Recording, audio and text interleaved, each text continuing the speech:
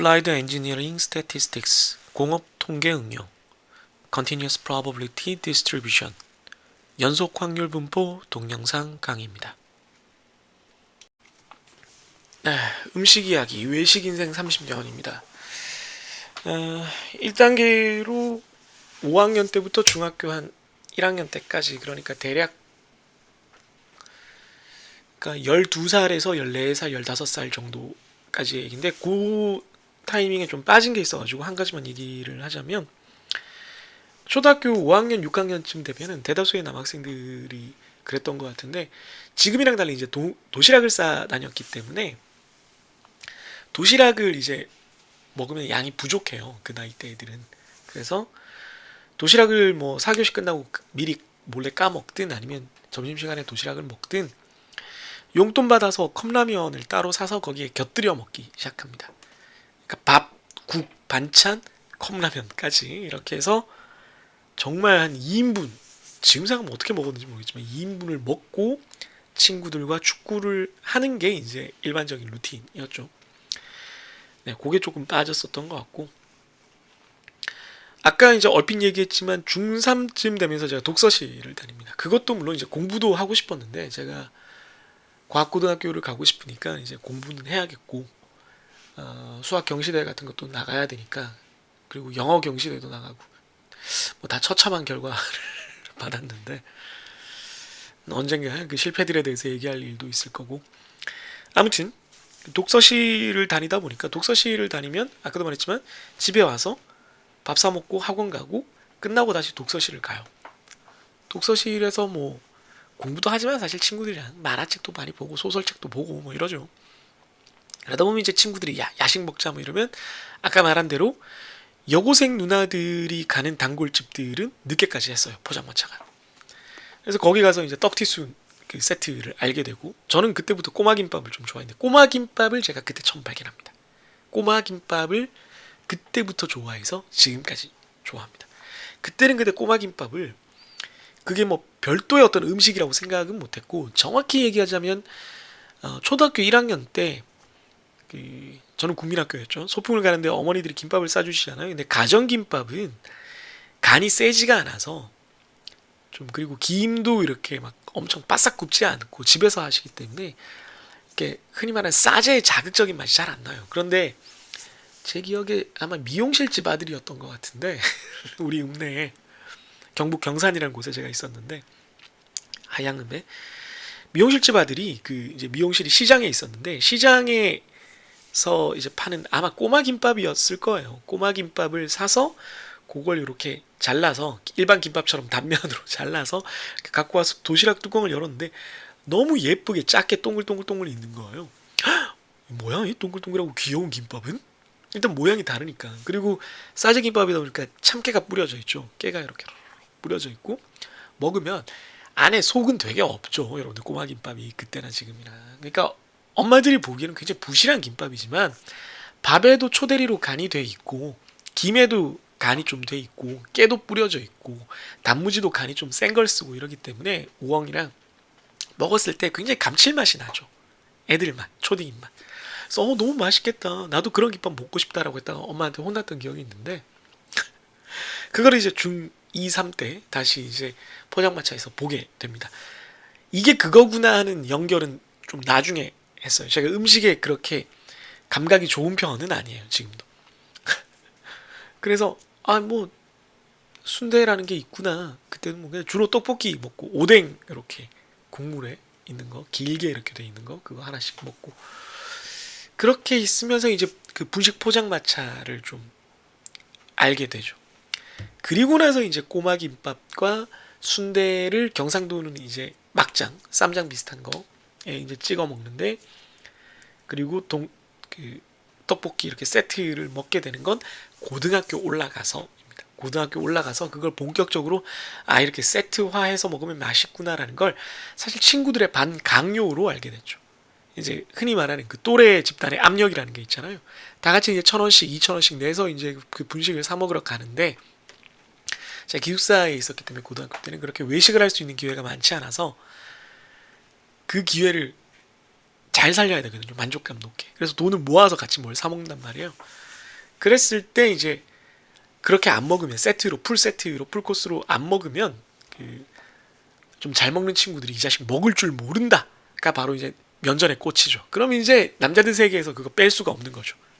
이 새끼 먹을 줄 모르네 이러면 이 도발이 이거는 그 어린 나이에 그거는 이제 받아 넘길 수 없기 때문에 이제 아니야 나도 먹을 수 있어 맛있지 뭐 이런 식으로 경험도 없는데 그러면서 이제 간도 먹게 되고 허파도 먹게 되고 먹으면서 이제 좀 좋아하게도 되고 뭐 그렇게 되는 거죠. 그러면서 꼬마김밥을 다시 만나게 되고 이게 그거구나 라고 하고 그때도 뭐 그렇게 중독은 안 됐는데 대학교 때 가서 이제 중독이 되게 됩니다. 아무튼 분식에 좀 본격적으로 빠져든 거는 중3 때부터 고1 고 시점인 것 같고요. 그 이후에 이제 제가 고등학교 때 계속 외식을 나가면서 학교 근처에 그 가게들 만화방도 들렀다가 빵집도 들렀다가 하면서 그 분식 가게에 시장 안에 있는 분식점에 그 친구들과 단골이 되면서 이제 지금까지도 떡튀순 세트 뭐 이런 것들을 즐길 수가 있게 됐다.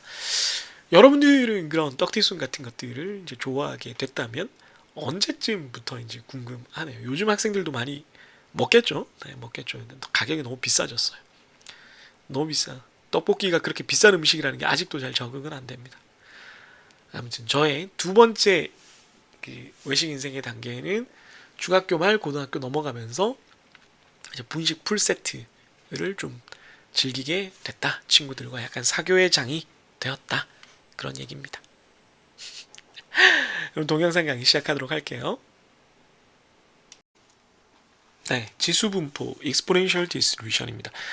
이제 균등분포에서 좀 몸풀기를 했으니까 좀 빨리빨리 속도를 내보도록 할게요. 이게 좀 감을 익히기 위해서 좀 그런 것뿐이에요. 뭐 말은 맨날 그렇게 하지. 지수분포는 우리가 다 이미 알고 있지만 선수 과목에서 다 배웠지만 어떤 사건이 처음 발생하는 시간에 대한 분포입니다. 이게 이제 기하분포랑 비슷한 거죠. 기하분포, 음이항분포를 참고하고 오면 되겠고요. 그래서 이게 포화송 사건, 포화송 프로세스가 한 번 발생하는 시간, 한 번 발생하는 데까지 걸리는 시간이라고 보면 돼요. 네. 그러니까 원래 평균적으로 요 단위 시간에 한 번 발생하는 뭐 포화송 과정이 있는데 얘가 뭐 요만큼에 발생할 수도 있고 이만큼에 평균은 그렇지만 평균은 요 정도지만 요만큼에 발생할 수도 있고 이만큼에 발생할 수도 있고 이만큼에 발생할 수도 있는 거니까 이 람다 포화송 프로세스 람다가 한 번 발생하는데 요만큼 걸릴 확률, 요만큼 걸릴 확률은 얼마냐라는 겁니다. 그래서 아래쪽을 먼저 보시면 여기를 지금 보고 있는 거예요. 포화송 프로세스 람다라고 했을 때 평균값이 단위 시간에 람다가 발생하기 때문에 한 건 발생에는 람다분의 1 시간 역수로 봤을 때 단위 시간 1시간 동안 뭐 1분일 수도 있고 1초일 수도 있고 뭐 그걸 단위 시간이라고 합시다. 단위 시간에 람다 건이 발생하는 게 포화송 프로세스니까 한 건 발생하는 데는 람다분의 1시간이 들어가는 겁니다. 그러니까 지수분포의 평균은 람다분의 1이 되는 거고요. 분산은 요걸 그냥 뭐 정의를 이용해서 계산을 하면 람다 제곱분의 1이 됩니다. 그 다음에 이제 서바이벌 생존율이죠. 생존 확률이라는 걸 따로 구하게 된다면 그거는 작거나 같다가 아니라 반대죠. 크거나 같다라고 하면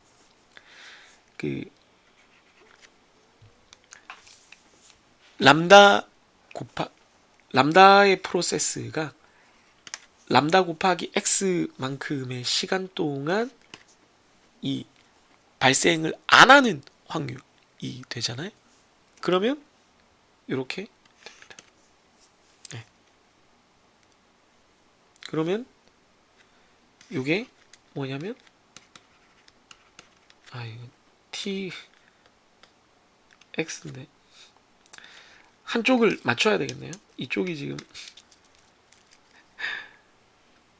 x로 돼 있으면 이걸 x로 다 바꿔야 되겠네. 네. 포화송에다가 지금 대입을 한 거예요. 길이가 시간 x까지 발생을 안 한 거니까 시간 x까지, 그러니까 단위 시간 한 건 발생의 람다분의 1시간인데 그거에다가 x배, 그러니까 x배 한 거만큼 그 포화송 람다에 대해서 발생이 0이 아니라 x, 그 시간이 x배 됐잖아요. 곱하기 x배, 단위 시간이 x배만큼 더 들어간 거니까 포화송 과정의 성질, 포화송 프로세스 성질을 다시 앞 강의 자료에서 보시면 시간에 비례해서 발생 건수가 늘어나니까 그 포화송 과정은 람다 x를 따라요. 그 람다 x의 포화송 과정에 대해서, 포화송 확률에 대해서 발생 건수가 0인 거거든요. 그때까지 발생 건수가 0인 거니까 x의 그 포화송 프로세스 확률, 이산확률 분포, 포화송 확률 분포에 대해서 발생 건수는 0을 넣고 파라미터 람다 대신 람다 x를 넣으면 이렇게 돼요. 그럼 0승은 여기가 1이 되고 여기도 1이 되고 0 팩토리얼이니까 남는 게 요거가 되죠. 그러면 요거랑 똑같고요. 요 생존함수랑 똑같게 됩니다. 네. 요거를 포화송 분포로 구한 거를 보여드린 거죠.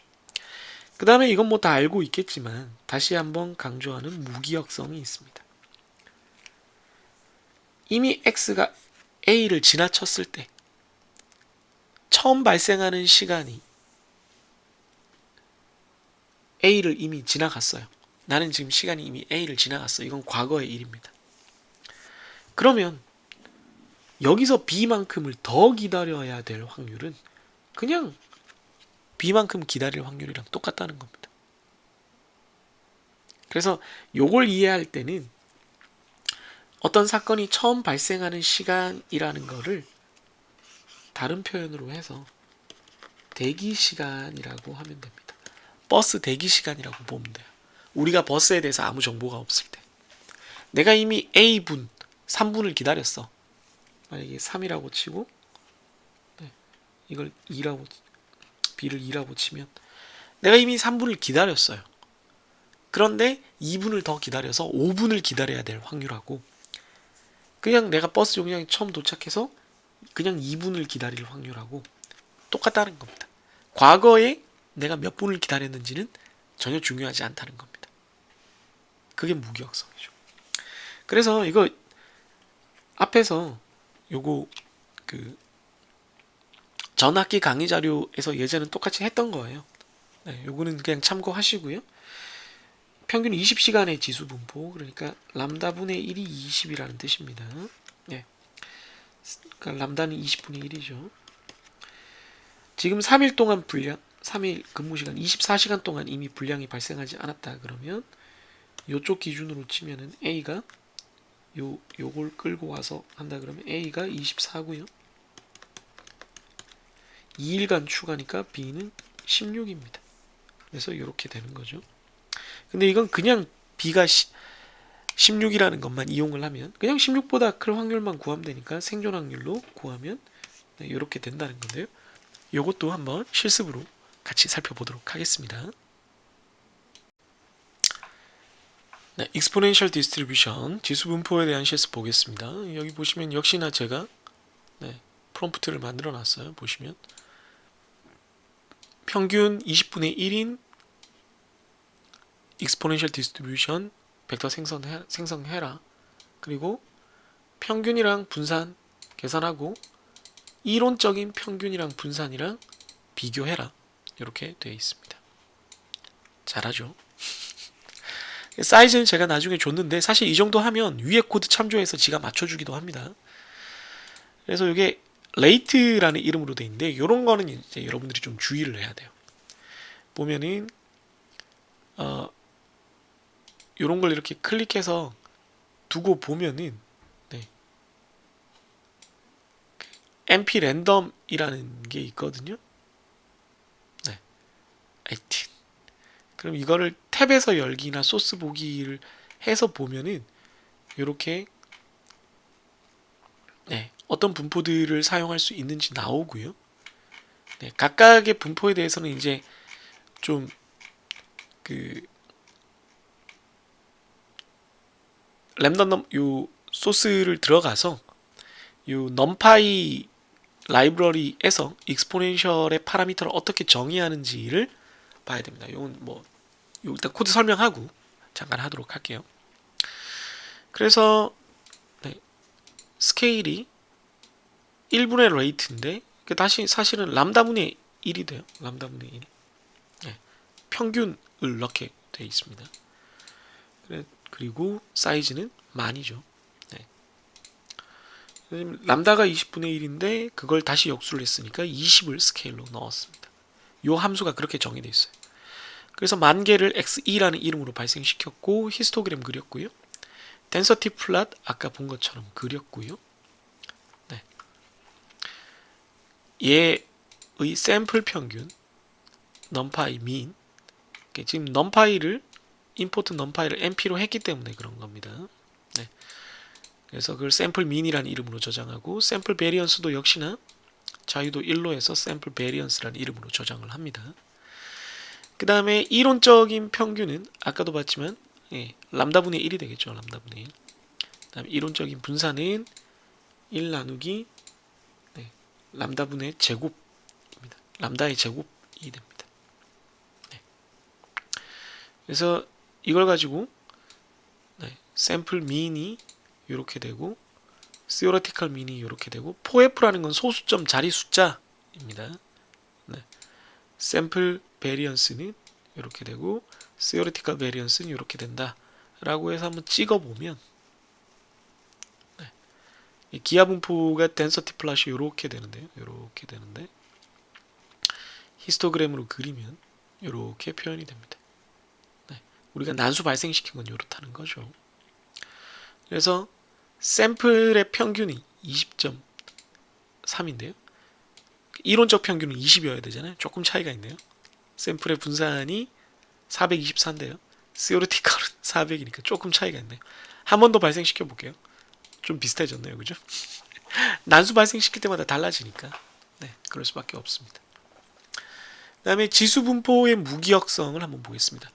위에서 얘가 XE를 구할 때 XE가 지금 람다가 20분의 1인 놈으로 10,000개 발생시킨 거거든요. 그 중에 걔가 16보다 큰 것이 전체 개수, 랭스의 대비 몇 개냐, 비율이 어떻게 되냐. 이건 만이 나올 거고 1만이 나올 거고요. 이거는 16보다 같거나 큰 케이스만 구할 겁니다. 그러면 16보다 클 확률이 돼요.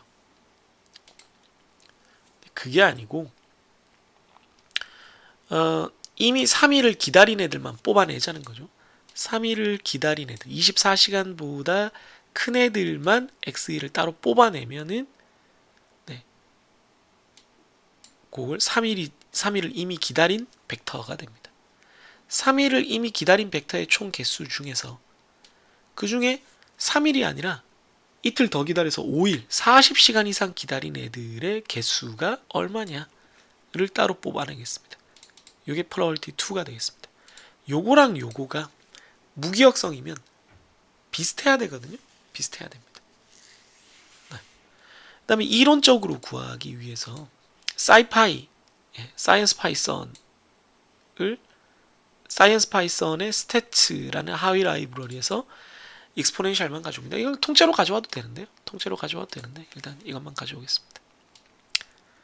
그래서 람다를 20분의 1로 역시 넣고요. 네, 이론적인 지금 요 사건에 대한 이론적인 확률은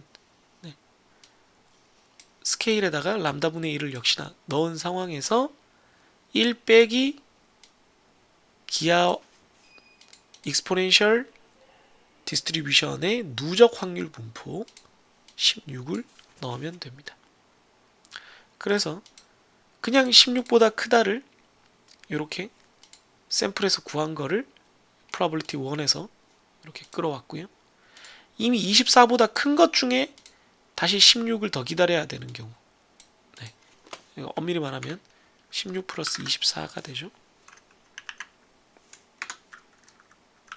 네, 이렇게 되죠.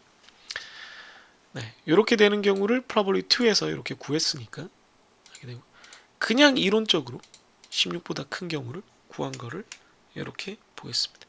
이 세 가지가 어떻게 되는지 한번 계산을 해서 비교를 해보면, 위에서 우리가 랜덤 벡터 발생시킨 X2를 기준으로 한 건데요. 네, 샘플에서는 그냥 16보다 큰 거는 45.25%였고 24보다 큰 것 중에 40보다 큰 거를 구하면 46.38이었고요. 약간 다르네요. 이론적으로는 44.93%였습니다. 한 번만이라서 이렇게 서로 좀 다를 수가 있어요. 그럼 반복해서 보면은 어떻게 될 거냐? 이걸 반복해서 좀 보겠습니다. 방금 작업을 좀 반복해서 보려고 여러 라이브러리들을 좀 사용했습니다. 매스도 사용했고 그래요. 여기까지 하고 저도 밥을 먹어야 되겠네요. 람다가 20분의 1이고요. 역시 이걸 1000번 반복을 하고 무기력성을 위해서 그냥 16보다 큰 거랑 24를 기다렸을 때 16보다 큰 거를 저장하기 위한 이 리스트를 따로 이렇게 만들어 두었습니다. 네. 배가 고프네요. 우선 랜덤하게 이 1000번 반복 안에서 이 포문 안에서 여기까지가 포문이겠죠. 반복되는 건데 1000번 반복할 때마다 이 람다 20분의 1짜리를 랜덤 넘버를 계속 발생시킵니다. 사이즈 n이 없는데 네. 10,000개짜리를 계속 발생을 시킵니다. 그런 다음에 probability 1은 그냥 전체 길이에 대해서 16보다 작거나 큰 거의 비율이고요. 앞에서 구한 것처럼. 그 다음에 얘는 이미 3일 기다린 놈을 아까랑 똑같이 해주고요. 만약에 3일보다 큰 게 0보다 크다면, 만약에 이제 3일 이상 기다린 게 10,000개 중에 하나도 없다면 그런 경우는 거의 없지만, 왜냐면 평균 자체가 20이니까 24보다 큰 게 안 나올 수는 없어요. 그럼 어쨌든 있다면 probability 2는 이미 3일 기다린 애들 개수 중에서 이틀 더 기다려서 40이 넘어가는 거의 개수는 얼마냐, 40시간이 넘어가는 거의 개수는 얼마냐 하는 거를 이렇게 probability 2로 하겠습니다. 네. 여기까지가 포문이군요. 그래서 probability 1, 2가 계산됐으면 probability 1 리스트에다가 append 뒤에다가 붙여주고요. probability 2도 probability 2 리스트에다가 뒤에다 append 추가로 계속 붙여줍니다. 그래서 이게 데이터가 지금 1000번 반복됐으니까 1000번 반복된 거를 probability 1 리스트 레인지 1000에다가 이렇게 x, y로 플러스를 하나 그려주고요. 얘도 probability 2도 이렇게 그려줍니다. 네. 이건 today니까 좀 명확히 해주죠.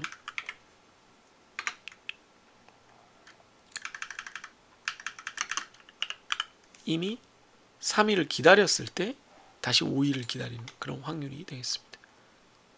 그래서 한번 쭉 그려보면 1000번 반복했더니 어떻게 되는지를 보면 이 두 가지 확률이 거의 비슷하게 나오는지 보면 네, 거의 비슷하게 나와요. 0.45에서 거의 비슷하게 나옵니다. 주황색은 아무래도 이미 3일 기다린 애들을 뽑아냈기 때문에 10,000개 중에 매번, 그래서 좀 편차가 커요. 데이터 개수가 작아지기 때문에. 그래서 좀 편차가 크고, 파란색은 10,000개에서 그냥 이틀 기다린 16시간 이상 기다린 놈들을 다 뽑아냈기 때문에 네, 조금 더 확률이 안정적입니다. 보면 거의 이렇게 겹쳐져 있는 걸 볼 수가 있습니다. 네. 이해되죠? 그래서 memory property가 이렇게 실제로 증명이 된다. 이론적으로 45%, 44.93%가 나와야 되는데 그 근처에서 거의 이렇게 된다는 걸 볼 수가 있습니다. 궁금한 학생들은 요 두 가지 확률에 대해서 평균도 한번 계산을 해보세요. 네, 코드 하나 만들어서 AI로 구해줘라고 하면 됩니다.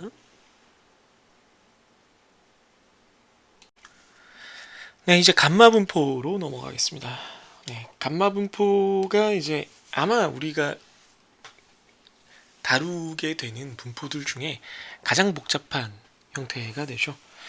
감마 디스트리뷰션이랑 뭐 선수 과목에서 감마 분포와 감마 함수에 대해서 얘기할 때 이미 좀 언급을 했습니다만은 그 감마 분포 그때는 이제 알파 베타로 했는데 이게 노테이션이 그 다른 자료들을 봤을 때 좀 일반적이지가 않아서 네. 이렇게 좀 다시 이렇게 K 세타로 정리를 해봤습니다. 감마 분포는 K와 세타의 두 가지 파라미터로 결정이 되고요. 의미는 어떤 사건이 아까는 한 번이었는데 이번은 n번 발생하는 시간에 대한 분포입니다. 네. 이제 n번 이걸 k번으로 바꿔야 되겠네요. 네. k번 발생하는 시간에 대한 분포라고 보면 되고요. 그래서 k가 여기에 있습니다. 그래서 k를 쉐이프 파라미터, 모양 파라미터 혹은 누적 횟수라고 부릅니다. 그다음 나머지 하나 세타는 크기, 스케일 파라미터라 그래서 각 시간 간격의 크기입니다. 그러니까 각 시간이 얼마길래 네, 여기 세타 횟수가 4개 그럼 K가 4 이렇게 되는 그런 상황이라고 생각을 하면 되겠습니다. 그림이 좀 잘 안 그려져서 이런 식으로 도식을 해볼게요. 뭐 꼭 정확한 건 아니지만 개념이 조금은 다른데 이해를 돕기 위해서 하나가 발생할 간격이 세타이고 4번 반복됐다. 그러면 어떤 사건이 4번 발생하는 요 시간, 요게 x가 되겠죠. 그래서 기대값은 요 두 개를 곱한 k 세타가 됩니다. 그래서 다시 한번 모양 파라미터, 쉐입 파라미터는 k고 그것은 누적 횟수를 의미하고 세타는 스케일 파라미터라고 해서 각 시간 간격의 크기를 의미한다. 그러면 요건 이제 베타분의 1 혹은 람다분의 1이라고도 할 수가 있는데 네, 즉 세타는 람다분의 1이 되죠. 즉 다시 말해서 한 대기 시간이 람다인 앞에 지수 분포에서 한 대기 시간이 람다인 거니까 예, 한 대기 시간이 람다분의 1이 되니까 단위 시간에는 평균 빈도가 람다 발생하는 포화송 프로세스가 역시나 네, K번 발생하는 경우가 되겠습니다. 서로 맞춰서 네, 보도록 하죠. 그러니까 이것도 n으로 많이 하는데 맞추기 위해서 이렇게 하겠습니다. 헷갈리니까. 그래서 요 감마 분포의 함수 형태가 이렇게 복잡하게 돼 있는데 의미부터 먼저 설명하는 이유가 한 번이라는 의미를 갖는 지수 분포가 K번 누적되는 거라는 거죠. 그래서 익스포넨셜 람다에 대해서 이게 K번 누적됐을 때 그것이 감마 분포가 되는데 그거를 사실은 요게 요렇게도 쓰지만 지금 요렇게 쓴 것이 잘 보이게 할게요. 요게 요거랑 똑같습니다.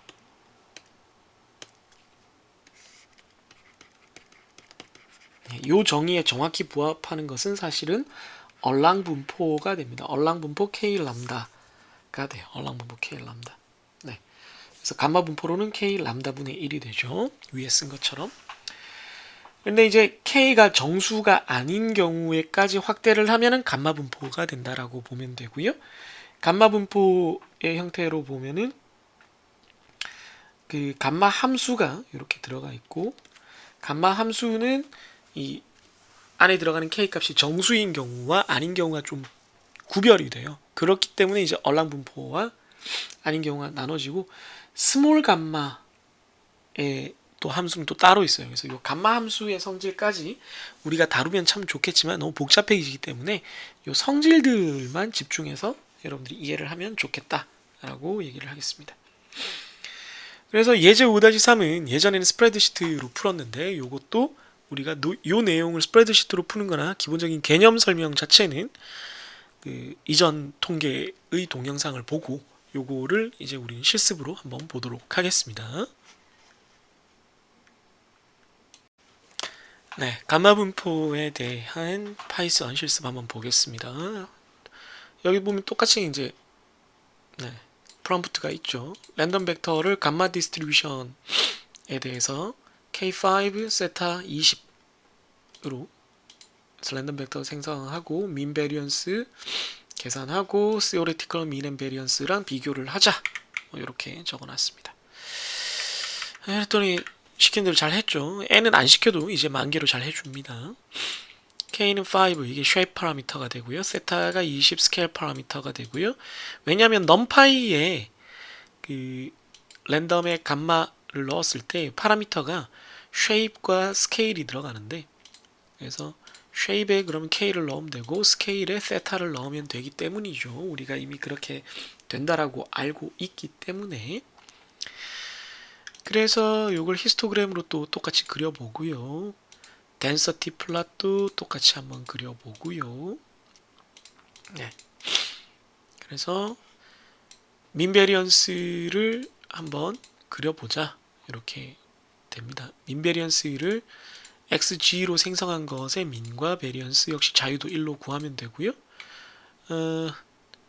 아이고, 이거 알파랑 베타로 되어 있네요. theoretical mean은 k랑 세타고요. 강의 자료 보시면 theoretical variance는 k랑 세타 제곱이 되겠습니다.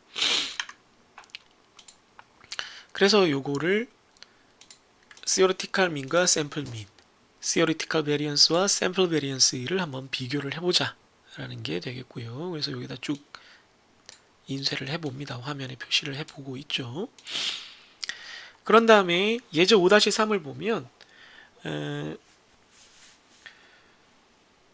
한 달 동안 분량이 5건 이내일 확률을 구하라는 거거든요. 네, 한 달 동안 분량이 5건 이내일 경우, 그러면 전체 중에 5건 이내라는 건 200시간을 넘겨야 되거든요. 네, 200시간보다 큰 경우의 확률을 구하면 됩니다. 이론적으로는 감마의 누적 확률 분포인데 200보다 작거나 같은 확률을 구하는 거죠. 그래서 A는 K로 하고 스케일은 세타로 합니다.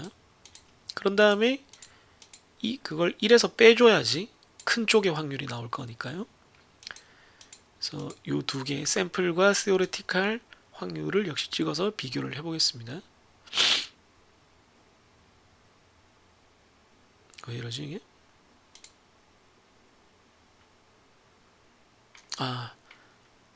MP를 다시 불러와야 되는군요. 이게 앞에서 이런 거 했던 것들이 다 사라져서 사이파이는 사실 필요 없을 텐데 쭉 가져오겠습니다. 귀찮으니까.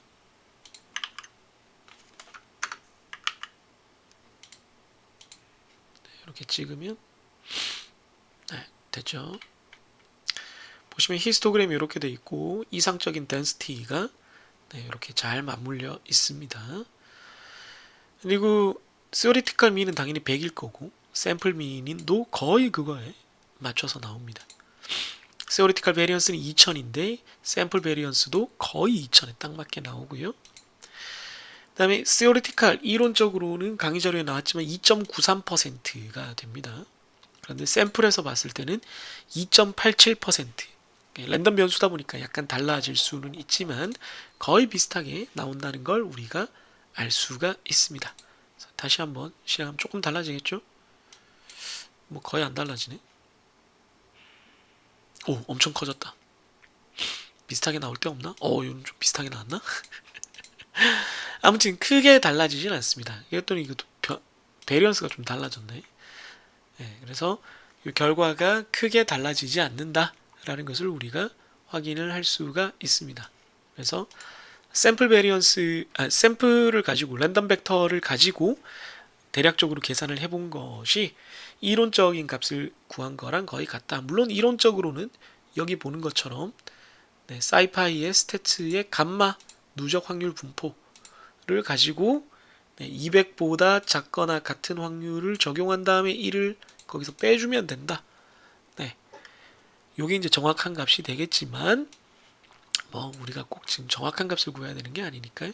네, 지금 요거는 당연히 이제 문제를 풀기 위해서 스프레드시트로 풀었을 때도 그렇고 문제를 풀기 위해서 하는 거고 우리는 요게 감마 분포로 랜덤 넘버 발생시킨 거랑 일치하느냐를 보겠다는 거였습니다.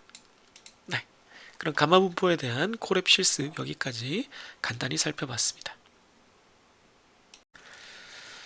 네, 연속 확률 분포 동영상을 계속 찍고 있습니다. 뭐 그러진 길게 안 할게요. 뭐 양이 많죠. 양이 많고 그 연속 확률 분포에서 이제 랜덤 벡터를 발생시켜서 실제 그 확률 분포의 덴서티 플랫을 그려도 보고 성질을 알아보는 거를 이제 하다 보니까 처음에 이제 예제가 좀 길어지는 거고요. 가면 갈수록 좀 짧아집니다. 그래서 여러분들이 강의 자료 이미 나와 있는 걸 실제로 한번 구현해 보면서 실감을 하라고 하는 거니까 꼭 따라해 봤으면 좋겠습니다. 그럼 다음 동영상에서 또 만나도록 할게요. 안녕히 계세요.